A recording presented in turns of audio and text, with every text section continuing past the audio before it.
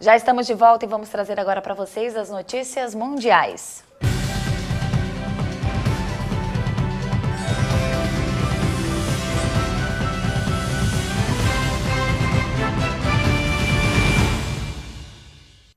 Uma trégua de 72 horas entre Israel e o movimento islamita Hamas entrou em vigor nesta terça-feira em Gaza, após uma intensa pressão internacional para acabar com um conflito que em 29 dias deixou quase 1.900 mortos no território palestino. O general israelense Moti Almoz disse à rádio militar que o exército saiu de Gaza. Os soldados do Estado judeu entraram na região para a operação destinada a acabar com o lançamento de foguetes do Hamas e destruir os túneis usados pelos islamitas para se infiltrar em território israelense. Esta é a segunda trégua de 72 horas que as duas partes decidem respeitar nos últimos 4 dias. A anterior, em 1º de agosto, negociada com mediação dos Estados Unidos e da ONU, durou apenas 90 minutos. O cessar-fogo desta terça-feira foi negociado com mediação do Egito, com a presença no Cairo de uma delegação palestina que contava com membros da Autoridade Palestina e com representantes dos grupos islamitas Hamas e Jihad Islâmica. Israel não enviou representantes. A ofensiva israelense matou mais de 1.850 palestinos, a maioria civil. Israel perdeu 64 soldados e 3 civis. As imagens dos bombardeios israelenses colocaram o governo do primeiro-ministro Benjamin Netanyahu sob intensa pressão internacional para acabar com a operação na faixa de Gaza, um território de 362 quilômetros quadrados, superpovoado e de extrema pobreza. E familiares das vítimas do terremoto que atingiu uma região nas montanhas da província de Yunnan, na China, no domingo, tentam recuperar as forças depois da tragédia que deixou quase 400 mortos. Ao se aproximar dos corpos da filha e do neto de 4 anos enrolados em cobertores ao lado de cerca de outros 150 mortos, Ho e Kai lamentava as vidas perdidas no terremoto devastador. A família Ho morava em Long Toushan, nas montanhas da província de Yuan, epicentro do terremoto de magnitude 6,1. A antes tranquila vila se transformou em uma pilha de entulho. Muitos dos sobreviventes dormem em barracas. Mais de 50 mil pessoas vivem no local, onde as construções de baixa qualidade contribuem para que a destruição seja ainda maior nesse tipo de tragédia. E uma balsa superlotada que transportava quase 200 passageiros afundou nesta segunda-feira em um rio do centro de Bangladesh, segundo a polícia local. As cenas do naufrágio são impressionantes.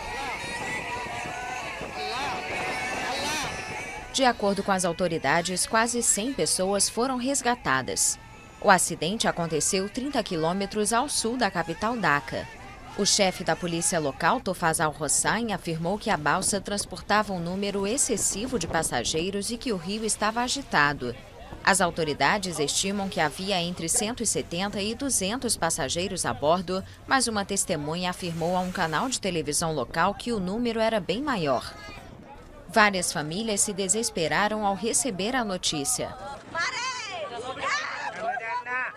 Os acidentes com balsas são frequentes em Bangladesh, provocados pela sobrecarga e pelas más condições de manutenção. Mais de 230 rios atravessam o país, um dos mais pobres da Ásia. A navegação fluvial é o principal sistema de transporte, em particular nas regiões sul e nordeste do país. Em maio, um acidente com uma balsa no rio Meghna, um dos maiores do mundo, deixou dezenas de mortos.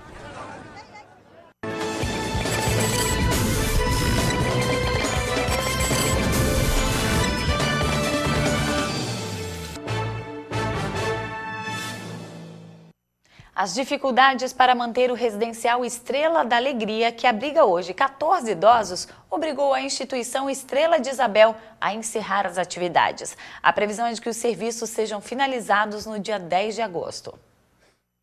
O residencial começou a funcionar em 2012. Tem um custo mensal de R$50 mil.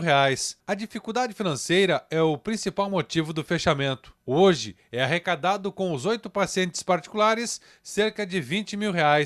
Mas a instituição mantém ainda outros 7 com recursos próprios, já que os mesmos não possuem condições financeiras de pagar a mensalidade. A diretora executiva da Estrela de Isabel, Lilian Regina Terres, afirma que a decisão foi tomada pelo Conselho Gestor. Nós estamos encerrando as atividades, isso é uma é já uma decisão do Conselho Gestor da Estrela de Isabel, devido a gente hoje não estar mais conseguindo manter aqueles idosos lá com os valores que a gente recebe, por ser um serviço realmente muito caro. As nossas pernas não estão alcançando já mantê-la. Os idosos que são mantidos pela Estrela de Isabel já estão sendo transferidos para outros residenciais, como o Asilo Dom Bosco. Já os particulares, os familiares estão procurando lugar para instalá-los. A partir do mês de setembro, o imóvel passa a receber pessoas com problemas físicos e mentais. Aquela casa, a partir do momento da saída dos idosos, ela passa a operar com nova modalidade, com os mesmos funcionários que já começam a ser treinados para essa nova modalidade. Nós vamos receber lá naquela casa pessoas com deficiência física e mental. As pessoas que vão ser internadas são encaminhadas pela Justiça. Segundo Lilian, o Estado é carente de espaços para pessoas com necessidades especiais. A Estrela de Isabel é pioneira no serviço de acolhimento. Em Santa Catarina, existe muito pouco, se não quase nenhum, residencial inclusivo, porque o deficiente físico e mental, ele até aos 18 anos, ele fica em instituição normal. Dos 18 anos em diante, ele passa para uma residência inclusiva.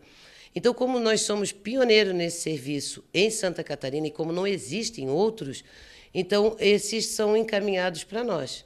Então, nós temos já uma fila grande de espera, né? E eles vêm demandados pelo Poder Judiciário. O novo residencial vai atender pessoas com mais de 18 anos. Antes mesmo de começarem os trabalhos, já existe fila de espera para entrar no programa. O MSA Notícias de hoje fica por aqui. Muito obrigada pela sua companhia e pela sua audiência. Uma boa tarde para você e a gente volta a se encontrar amanhã. Até lá!